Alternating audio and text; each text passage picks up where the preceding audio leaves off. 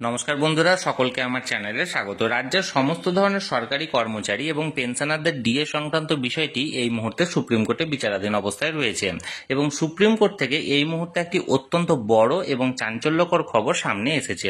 কি সেই খবরে কি কি বলা হয়েছে এবং কতটা গুরুত্বপূর্ণ এটা ডিএ মামলার ক্ষেত্রে, সকল কিছু আজকের ভিডিওতে বিস্তারিতভাবে আলোচনা করব। ভিডিওটি ডিএ মামলা সংক্রান্ত অত্যন্ত গুরুত্বপূর্ণ, তাই প্রথম থেকে শেষ পর্যন্ত অবশ্যই ধৈর্য সহকারে দেখবেন এবং ভালো লেগে থাকলে অবশ্যই একটি লাইক করবেন এবং সকলের সঙ্গে শেয়ার করবেন।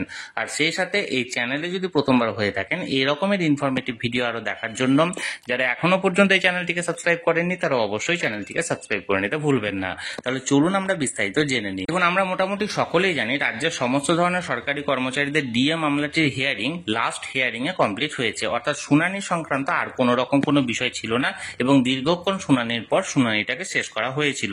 কিন্তু রাজ্যকে এই শুনানি শেষের পরেও আরো অতিরিক্ত 2 সপ্তাহ অর্থাৎ 14 দিন সময় দিয়েছিল যে রাজ্যের তরফ থেকে যদি কোনো রিটেন সাবমিশন কিছু থেকে থাকে, অর্থাৎ নতুন কোনো কিছু বলার থেকে থাকে, তাহলে সেক্ষেত্রে রাজ্যকে এই 2 সপ্তাহের মধ্যে জানাতে হবে সুপ্রিম কোর্টে। এবং এই নিয়ে এই মুহূর্তে একটি অত্যন্ত বড় খবর এসেছে। এই বড় খবরটি তুলে ধরেছেন কনফেডারেশন অফ স্টেট গভর্নমেন্ট এমপ্লয়িজের সাধারণ সম্পাদক মলয় মুখোপাধ্যায় মহাশয়।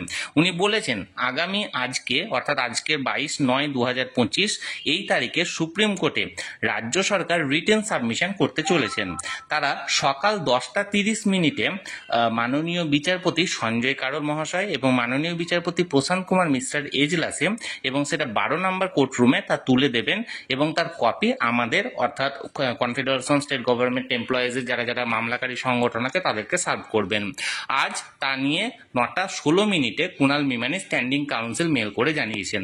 অ্যাকচুয়ালি মলয় মুখোপাধ্যায় মহাশয় এটি গতকালকে রাত্রের দিকে এটি পোস্ট করেছিলেন এবং তিনি জানিয়েছিলেন এবং সেই মতো আজকে অর্থাৎ 22/9/2025 এই মামলাটি অর্থাৎ রিটেন সাবমিশনে রাজ্য সরকার আরো বেশ কিছু নতুন তথ্য তুলে ধরবেন, কারণ রিটেন সাবমিশন যেটা বলা হয়েছিল সেটা আগের কোনো তথ্য নয়, নতুন কোনো তথ্য তুলে ধরার জন্য সময়টা দেওয়া হয়েছিল।